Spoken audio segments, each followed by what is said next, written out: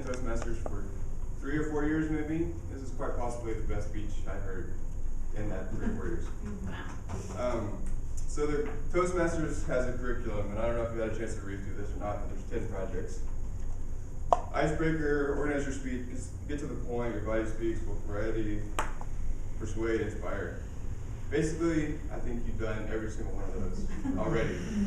So you might want to ask Jesse if you can go ahead and get your company. We might need some goals for this 6 months, so maybe we can go ahead and give it to you.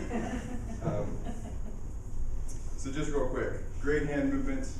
You're obviously the big client, stern, great language. I love the bigotry of soft expectations. I think that's what you called it. Soft bigotry of low expectations. Okay, there you go. Sorry, I couldn't get it right myself. Great voice inflection. You had great highs and lows and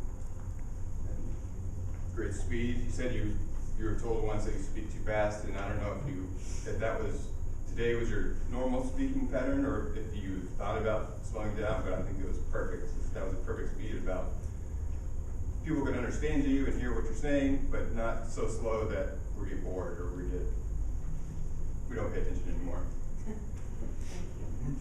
Great pauses. Obviously, there's a lot of dramatic points in your stories, and you paused at the exact moments for the right amount of time so that we could build that expectation of what is she going to say next. Obviously, within time, and then you handled the emotions well. It's obviously a tough story to tell, but you were able to hold back the tears and still tell the story at the same time, which is obviously great. Because obviously emotions can sometimes get in the way for a lot of people, and that's kind of where they stumble, but you handled it perfectly. And then great organization. This is one of the difficult things for some people is the ability to write a speech. So a lot of people are good speakers, but sometimes they struggle with the organization. I thought it was perfect in this instance. You told us the story of your client, and he called you fancy person, fancy people, and he told you why he said that, and then you told us the story of why he thought that, and then how you became a fancy person. So that was, it was a perfect speech. I have no criticism at all. At the beginning, you told me that you wanted to look for sniffles, which I caught too, and that was actually before the emotion, so I don't know if anybody else got that or not. Yeah.